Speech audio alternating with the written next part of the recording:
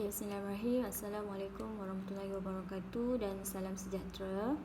Jadi hari ini 3 April 2020, hari Jumaat, untuk subjek Bahasa Melayu.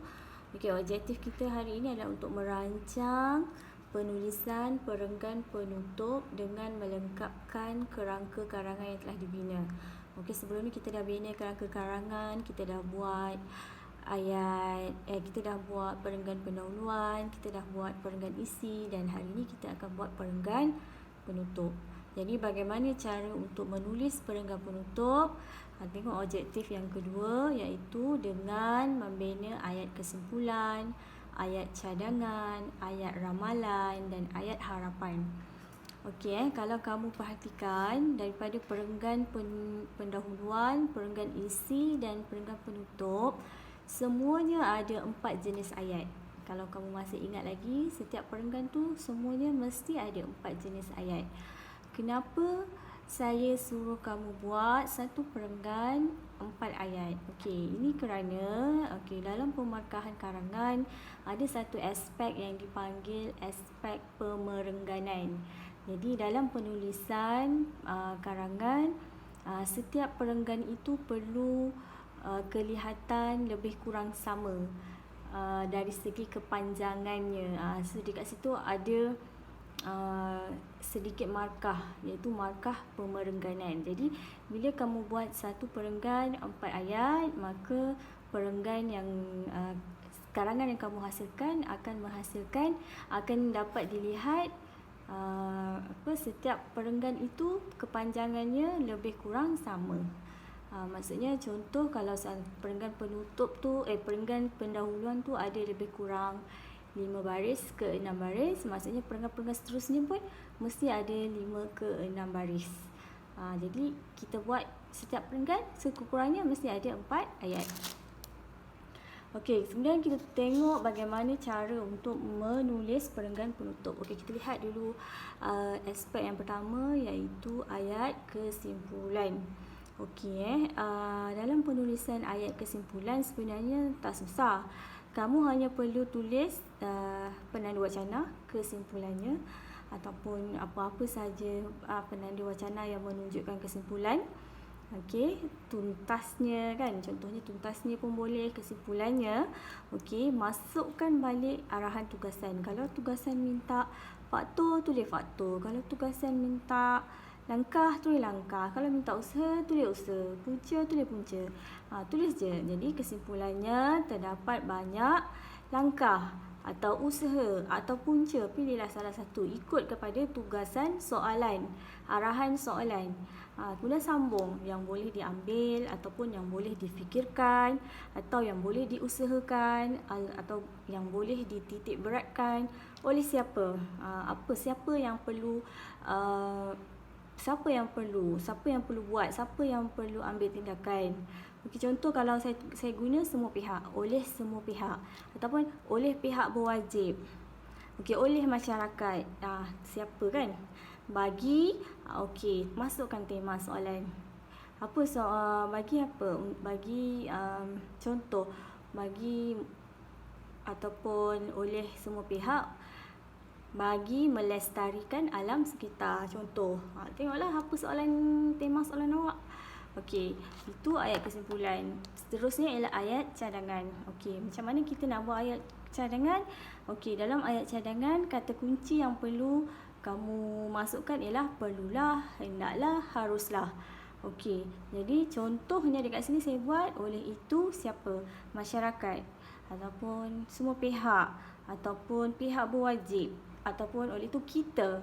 Perlulah, hendaklah, haruslah. Okey, apa cadangan awak? Apa yang perlu dilakukan? Itu ayat cadangan. Kemudian yang ketiga ialah ayat ramalan.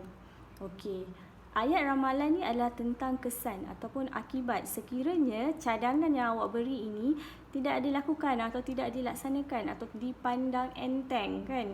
Jadi awak buatlah apa contohnya, seandainya hal ini dianggap remeh, maka apa kesannya, apa akibatnya. Maksudnya itu awak meramalkan. Okey, dan yang terakhir sekali ialah ayat harapan. Jadi Ayat harapan kebiasaannya pelajar suka buat saya berharap. Itu silap, itu salah. Kamu tak boleh kata kamu berharap, saya berharap. No.